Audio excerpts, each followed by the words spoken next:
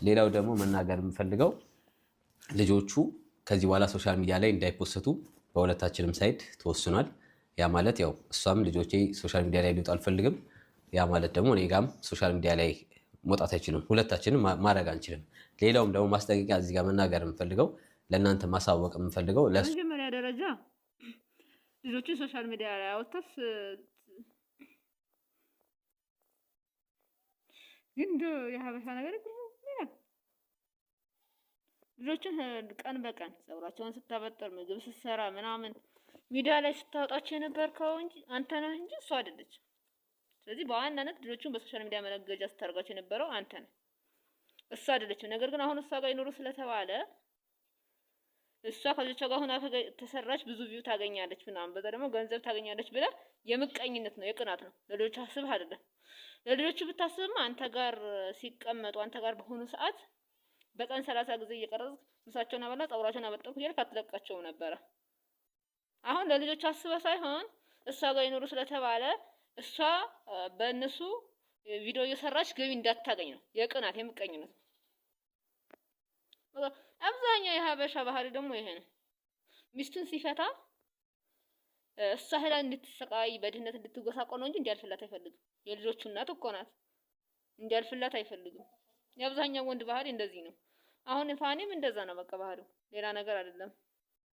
ስትፋቱ ስትኖሩ በክብር እንደኖራችሁ ስትፋቱን በክብር ተፋታችሁ ልጆቻችሁን ተንከባክባችሁ ብታሳድጉ ጥሩ ነበር ለሁለታችሁም።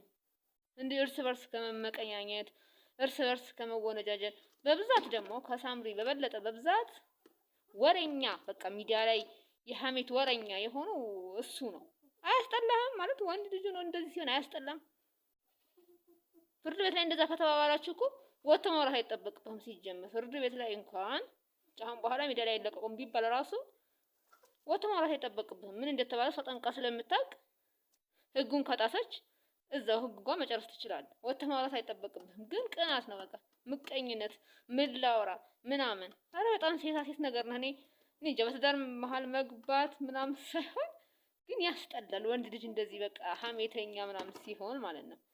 እና ደግሞ ለልጆች አስበህ ሳይሆን እሷ ቪዲዮ ሰርታ ገቢ እንዳታገኝ ምናምን ብለህ ነው እንጂ አንተ ለ30 ጊዜ ቪዲዮ ስትሰራባቸው የነበረው ማለት ነው።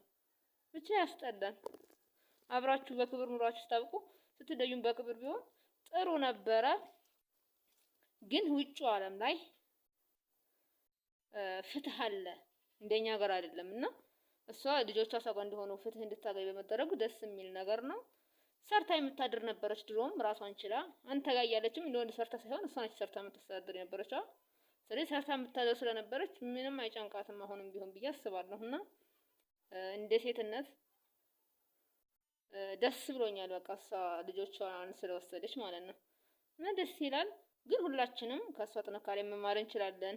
በዚህ አጋጣሚ ሴቶችዬ የማይሆን ህይወት ውስጥ እንድንኖር ከሚያደርጉን ነገሮች አንዱ የራሳችን ገቢ ባለመኖሩ ነውና ምን ጊዜም የፈለገ ሀብት ያለው ወንድ ጋር ብትኖሪ የራስሽ ገቢ ሊኖርሽ ይገባል። ያ ገቢሽ ምንድነው የሚጠቅምሽ?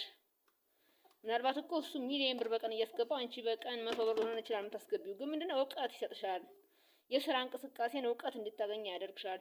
ራስሽን እንድትችይ በራስሽ እንድትተማመኝ ነገ ከሱ ጋር አንድ ነገር ብትሆኚ ወጣ ብለሽ በቃ ሰርተሽ እንድታድሪ ያደርግሻልና ባልሽ ሀብት ስላለው ምናምን ለቤት ቁጭ እየወራለሁ ከማለት ይልቅ ሴት ልጅ በአሁን ሰዓት የራሷ ስራ የሚያስፈልግባት ጊዜ ላይ ናት ያለችውና ሴቶችዬ ምን ጊዜም የራሳችሁ ገቢ እንዲኖር መጣር አለባችሁ ለማለት እወዳለሁ በዚህ አጋጣሚና ከፋኒና ከሳምሪ ይሄንን ትምህርት ወስጃለሁ።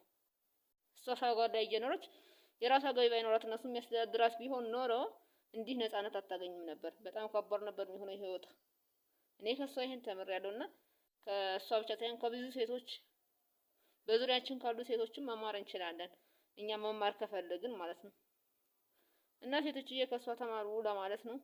አመሰግናለሁ። በሌላ ቪዲዮ ውስጥ እንገናኝ። ግን ላይክ እና ሰብ ማድረግ አትርሱ።